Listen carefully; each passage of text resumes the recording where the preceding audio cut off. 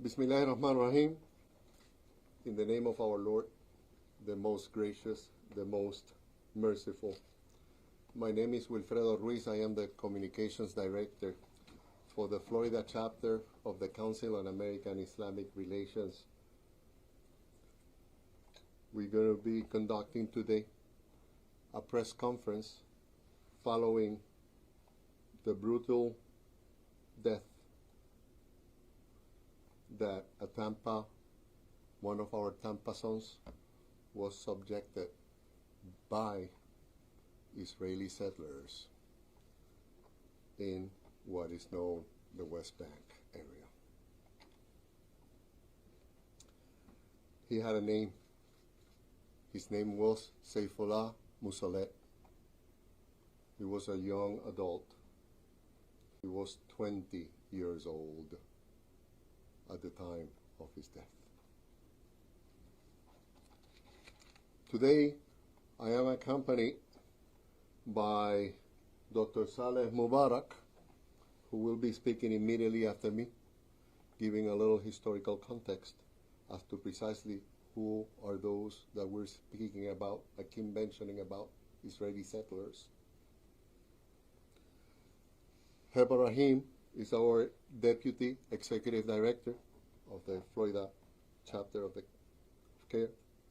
Dr. Saleh Mubarak, I failed to mention, is a board member of the National CAIR chapter in DC. And we have also a family member, Hussam Musallet. He raised Sayfollah's father. So, to some extent, he was like a grandfather to Sayfollah. May Allah have mercy on his soul.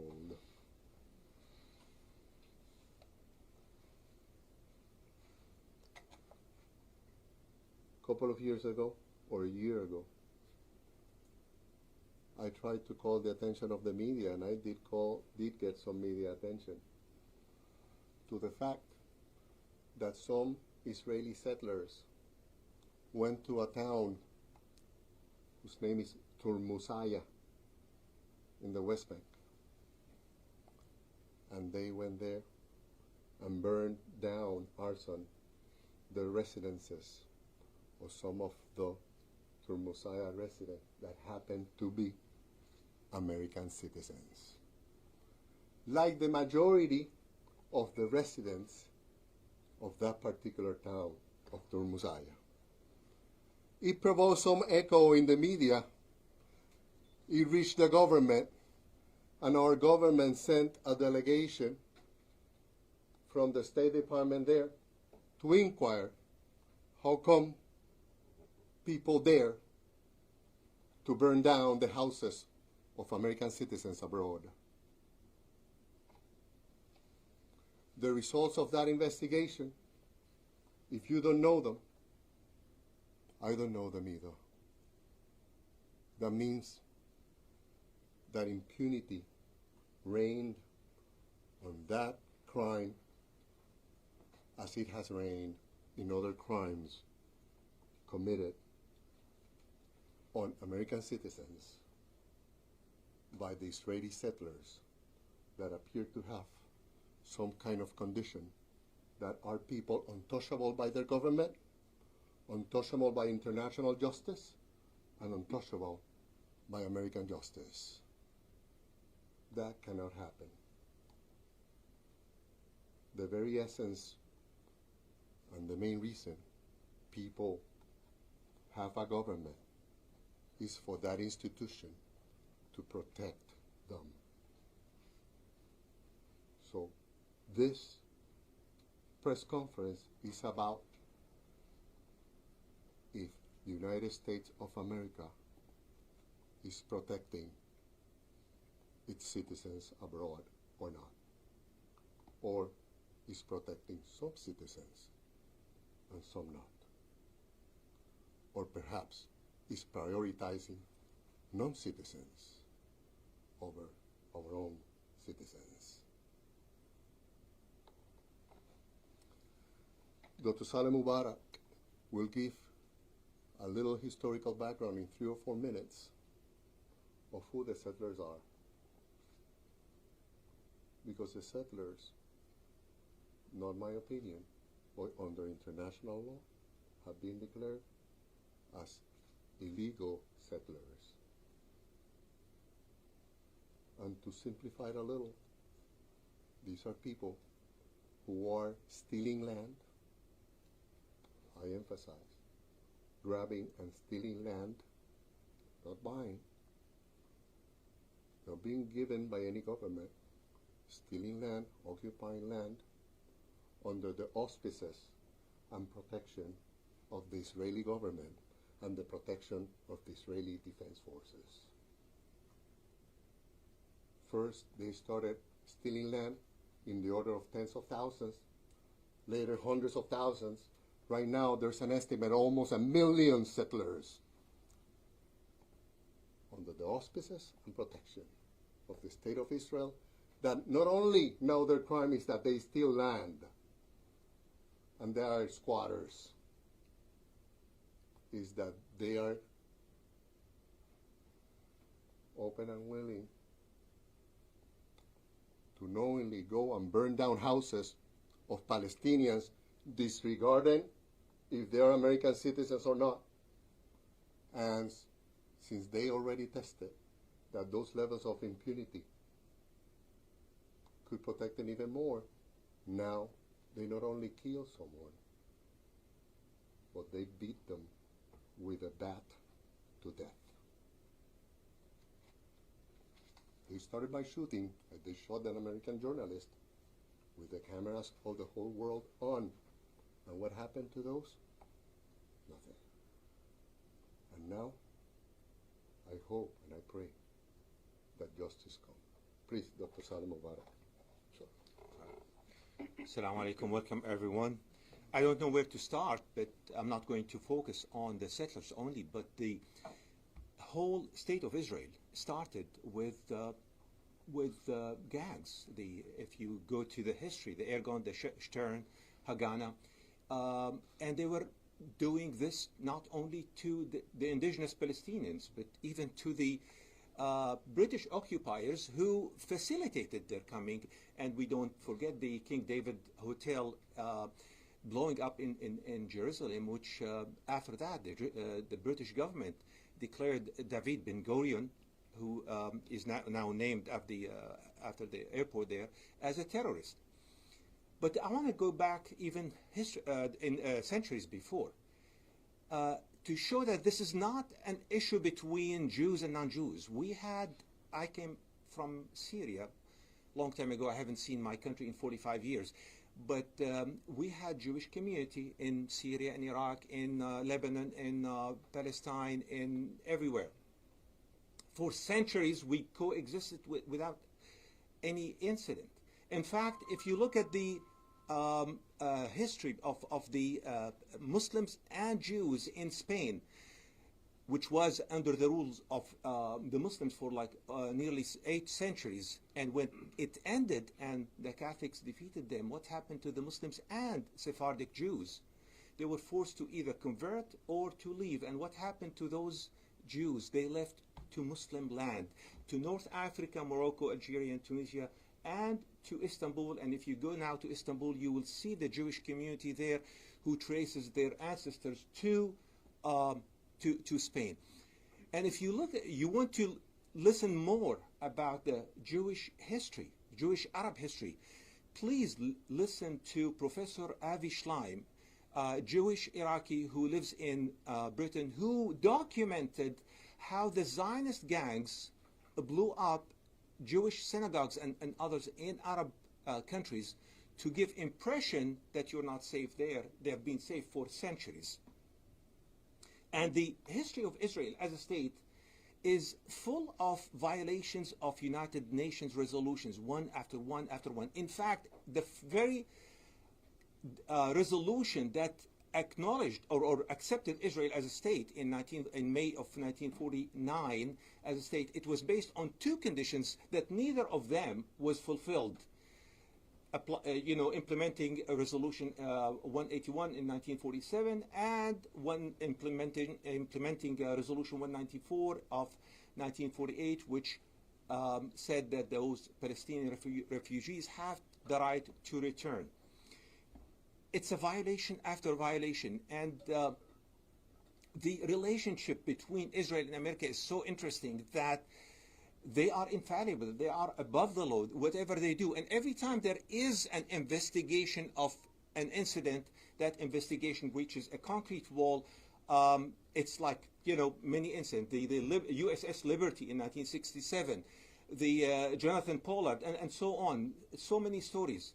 And those U.S. presidents who try to put a limitation, somehow that did not continue. The only successful intervention was in 1956 when President Eisenhower stopped the aggression on Egypt, the triple aggression by France, England, and Israel, which they came and occupied some land.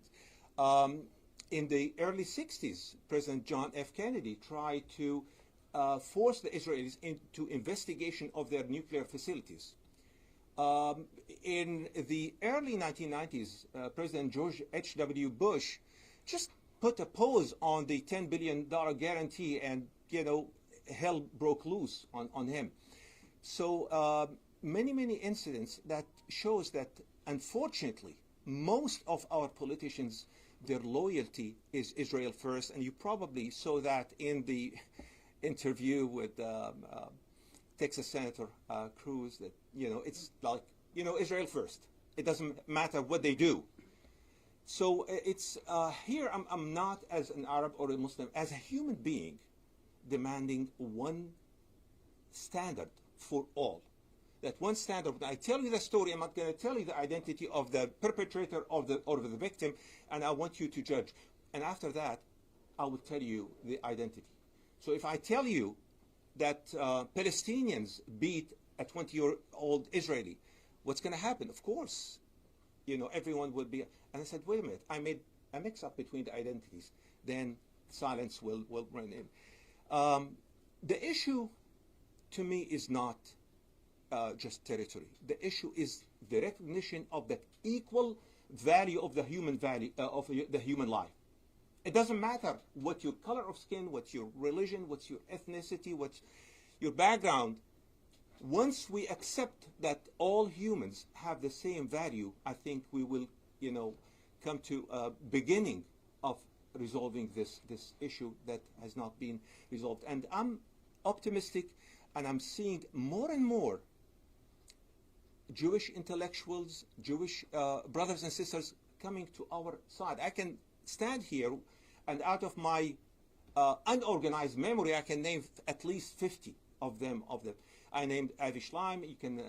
I can mention Gideon Levy, Ilan Pape, and Noam Chomsky. Many.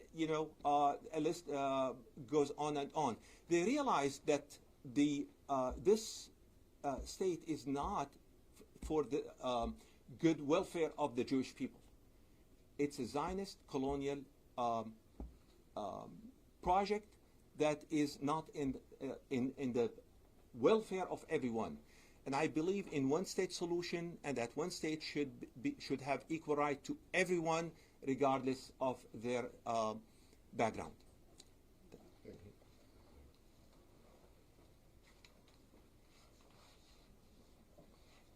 Thank you very much. There's also a chair here at the front if somebody would like to fill it before we start.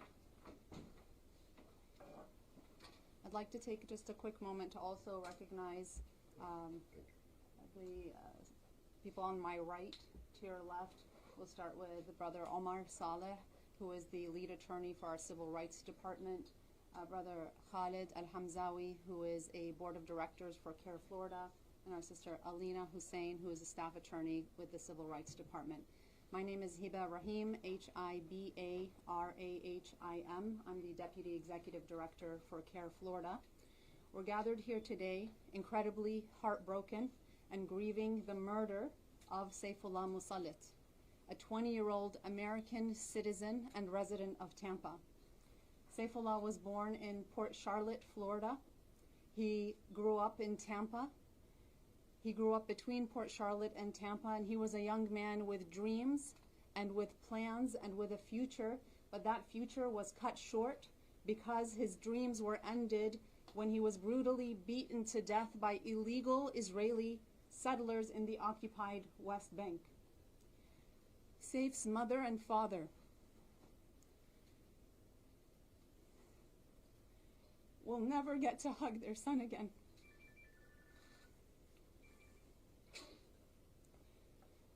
His siblings will never hear him laugh again, and his family will never see him again. Sayfollah went to visit his family this summer. Just weeks ago, he was on their ancestral homeland, and he was trying to protect a piece of their land from being taken and stolen by illegal Israeli occupiers. But a mob of Israeli settlers ambushed them, surrounded them and ambushed him and the two others that were with him, and they beat two of them to death with clubs and bats.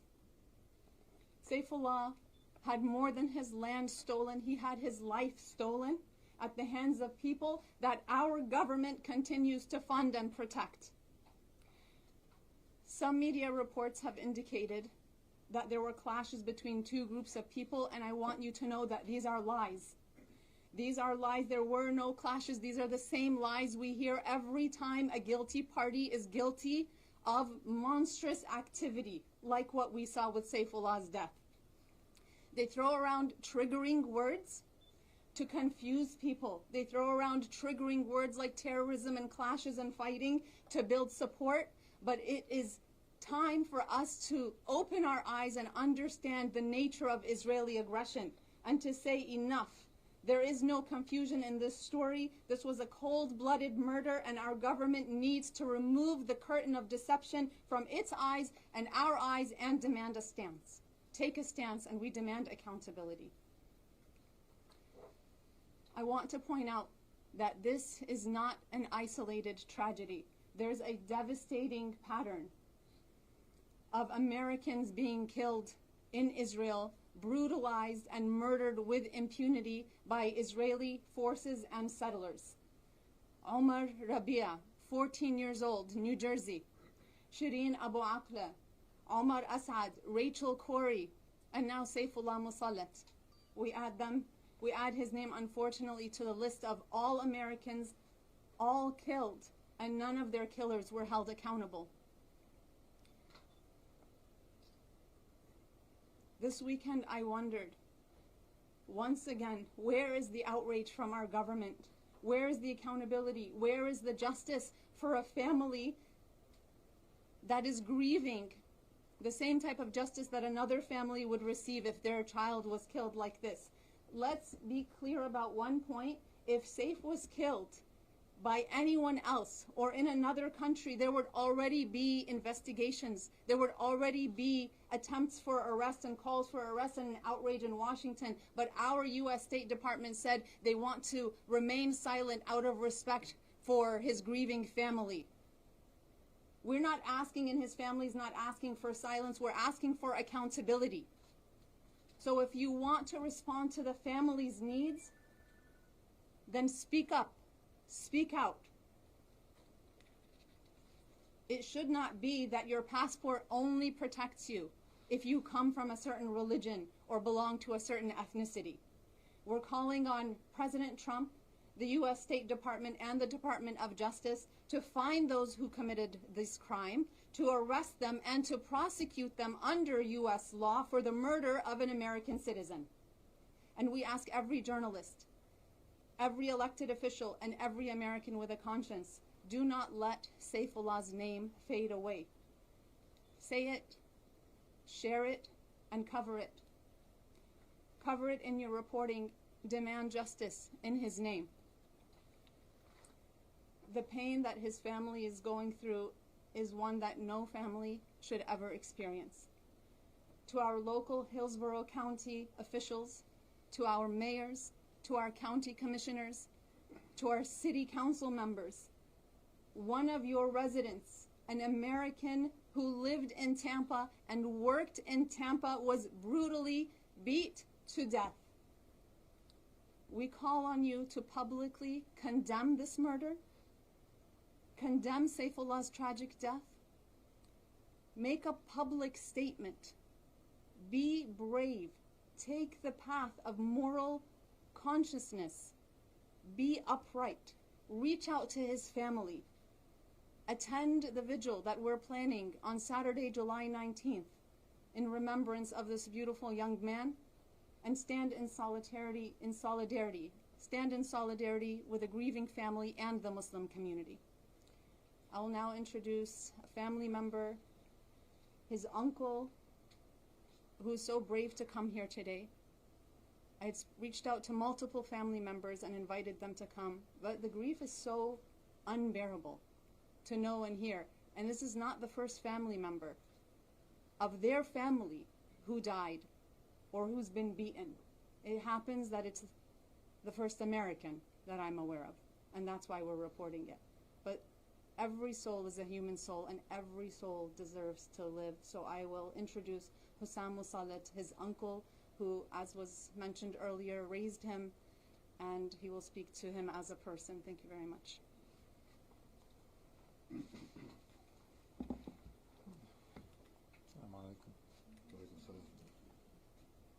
I don't know, it's kind of, I mean, Sayfollah was just a very rare soul. He was very loving, caring, and I mean, just like any other 20-year-old. He would go out with his friends. Nighttime, he would go and after work, Wawa Run, he would call it, watch comedy. He was just so, I mean, it's hard to explain. He would come to my house always and come to his grandmother and give her a hug, kiss her hand.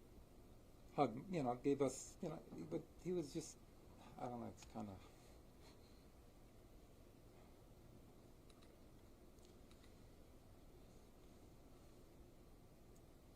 he would just, one time we took him to a game, the Royals against Tampa Bay, and he was so excited, but then all of a sudden we look over, he was asleep.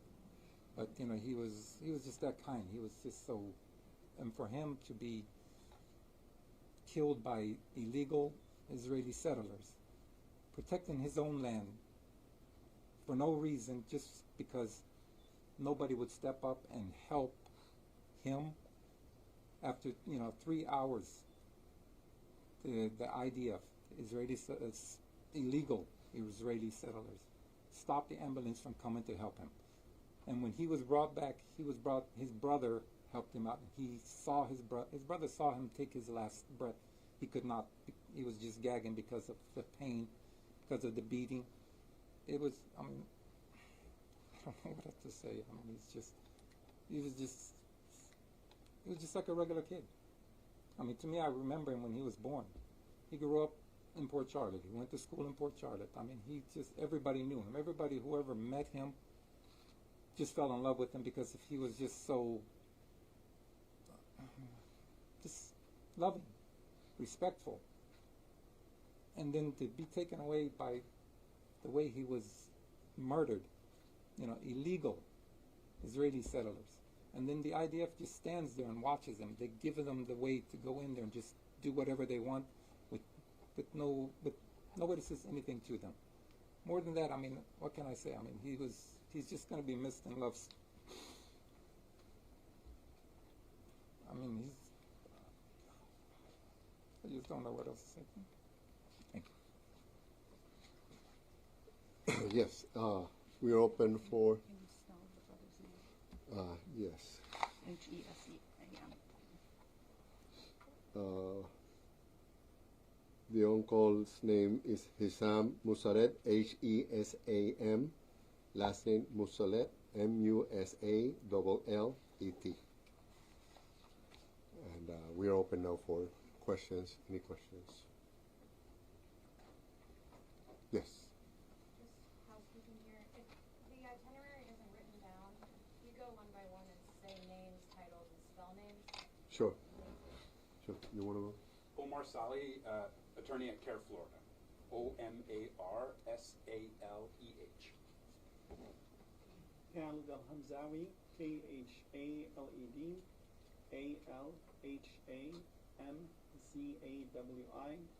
CAIR Florida board member. Alina Hussain, staff attorney with CAIR Florida, ALINAHUSAIM. Wilfredo Ruiz, CAIR Florida Communications Director, WILFREDO, last name Ruiz, RUIZ. Hiba Rahim, HIBARAHIM, Deputy Executive Director for CAIR Florida. Saleh Mubarak, SALEH MUBARAK. I'm a CAIR National Board member and a resident of Tampa. And already spelled his name. Any questions? Follow-ups? Yes? I have a comment instead of a question. There was a couple of references to illegal Israeli settlements. It can be misconstrued to suggest that there's such a thing as legal Israeli settlers. Yeah. They're all illegal. Yes. You don't even need to make that distinction. Yeah, and the reason I'm glad that you brought that, because the issue is the normalization on our reference to the Israeli settlers as if it was something normal, and if it was an entity or part of the population of Israel that we are supposed to just accept their conduct, accept the fact that they are grabbing and stealing land daily, accept the fact that most of the money they got for that purpose comes from America, not only our government, but a bunch of nonprofits who support precisely that illegal land grabs and the safety and security of those individuals who can, for example, carry guns when their neighbors cannot carry guns, who are protected by the IDF forces, who are trained and supported financially and militarily by us. So with that level of cooperation with these criminals, our government should have a reach to those who commit these atrocities to bring them to justice. Because what we expect is, if you're good, our government is good to support that illegal activity taking place in over a generation, then our government should be at least good to assure the very essence of what the governments are for, the protection of their own citizens. We're calling for no more than the protection of our government to our citizens. And those who murder our citizens here or abroad, that our government does everything within their reach to bring them to justice. Our government have been capable historically to even kill American citizens that they consider a threat to the United States. If our government has been capable of doing that to protect us, we expect no less than to bring those thugs and criminals to justice. Yes, the other question, please. Can we have the uncle talk about, we know he owns an ice cream shop. Sure. Sam does, and when did he start it? It was his dream to be an entrepreneur. If you could come up to the microphone and talk a little bit about that ice cream shop. Yeah, they bought that about a year ago. He's always looking to, he wanted to be a businessman. Always, ever since he was young. He opened up that when he was planning on expanding, finding him a wife, having a family, and that was his dream, but it was just cut short. 20 years old. It was just cut short of, unjustly. There is no. Somebody needs to be held accountable. He had a life. Like I said, he'd get up in the middle of the night. He would go out for a Wawa. They called it the Wawa run, just to get a sandwich, sit down with his friends, and then and then that ice cream shop was his passion. It's the best I can. He was phenomenal. He was. Yes, stay here. One follow-up and then one other question. What was the name of the ice cream shop? Ice creaming. Ice creaming? Ice creaming. That's great. And what are you afraid that the media might get wrong about what happened? He was. kind of hard to. I mean, the media always tries to play it that sometimes like he's the bad one, but he was just there defending land that belonged to him and his father from, Israeli settlers that were just coming to steal it from him. And he was just there standing there to stop them from coming in. And then they, you saw what happened. Did he go over there with the intent of having to defend that land, or was this something that arose while he was there?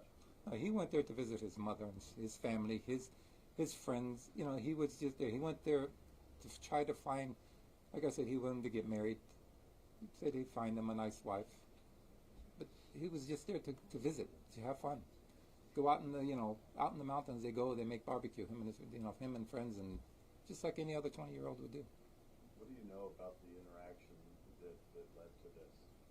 I don't. It's illegal settlements. I mean, it's just settlers.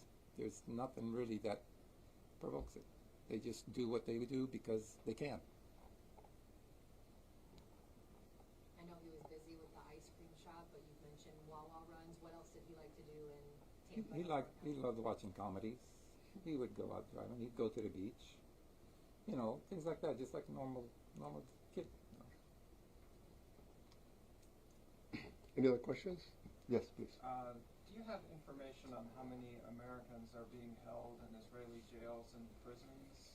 Not at this time. Do we have, sister? Not at this time. I can provide it to you later. I understand that non-Jewish people in Israel and the occupied territories are generally referred to as Palestinians, sometimes as Israeli Arabs, don't have full citizenship, as we've been saying. Yes. Israeli citizens within the state of Israel that we call inside the Green Line, not Exactly. the occupied territories, have the right to carry Uzis. Yes. Whereas Israeli Arabs, people who are not Jewish, do get to vote in elections, but they do not have the right to carry weapons. They have specific traffic lanes for them, another lane, traffic lanes. It's a system of apartheid. And our media, our politicians, our elected officials are always so shy of calling the things like they are when it refers to the state of Israel. Perhaps in the case of the politicians, we understand it because most of their campaigns are tied up with AIPAC compromises that they need to do, that if you want to get the AIPAC monies for your campaign, you cannot criticize the policies of the state of Israel. But absent of that, the illegalities that the state of Israel commits, imagine their prime minister is a fugitive today of the International Criminal Court. What I'm saying is not CAIR's opinion. It's not the Palestinians' opinion. There is a court, an International Criminal Court, that is in charge of observing that the countries of this planet behave and conduct themselves within the parameters of protecting the human rights. Protecting the hospitals from being bombed in a war zone. Protecting the churches from being bombed in the war zone. Protecting the mosques from being bombed in the war zone. Protecting the shelters from being bombed in the war zones. Protecting you journalists from being killed. Over 179 of you have been murdered by the state of Israel with total impunity. Total impunity, not half impunity, total impunity. So when the International Criminal Courts observe that and have evidence of that, they order the arrest of those enablers of that international war crimes, and the main enabler is Benjamin Netanyahu, who was here, welcome with a red carpet in the White House a couple of weeks ago. We live in a bubble with a perspective that is this Israeli-American perspective, that is not the perspective that the rest of the over 170 nations of the world are seeing America and Israel behave. Or do you think the rest of the planet do not see America as complicit of the Israeli war crimes that have been denounced by the International Criminal Court? Yes. would you like to comment on the recent opening of the Extend drone factory in Mango within Hillsborough County that's touted to be able to produce 3,000 drones for Israel? We don't. I'm very glad to address it. This is a portion of what these governments, the local governments, do to enable the state of Israel aggressions towards Palestinians. For example, Palm Beach County sends hundreds of millions of dollars in Israeli bonds, our tax money, in Israeli bonds, so that Israel can enable the war that they're enabling. So from our local governments to the White House, they are all enablers of these type of crimes that, unfortunately, we still too shy to call out. And perhaps our grandsons, our granddaughters will ask you, when these war crimes were happening, and you were a teacher or you were a reporter, what were you doing? The same questions that we asked when the Nazis were exterminating the Jews. What were the people doing when this was happening? What were the journalists doing? What were the politicians denouncing? That they enable this Holocaust. Same questions our future generations will ask of us. What were we all doing when Israel was killing 60,000 children with total impunity?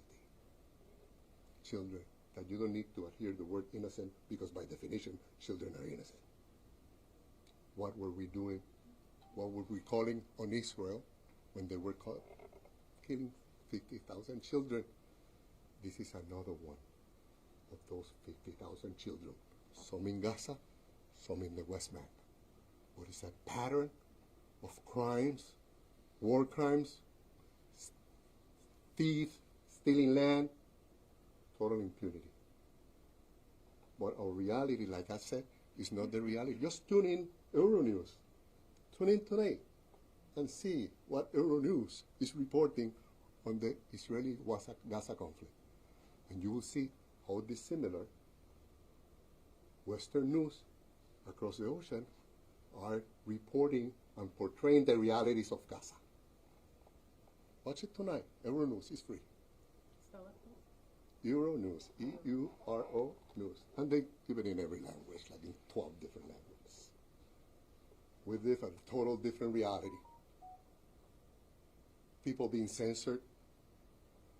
Doctors being fired from schools if they criticize, from hospitals if they criticize the state of Israel. Attorneys losing their jobs in the law firms here in Florida if they stand for the people of Gaza. Our student organizations trying to be shut down.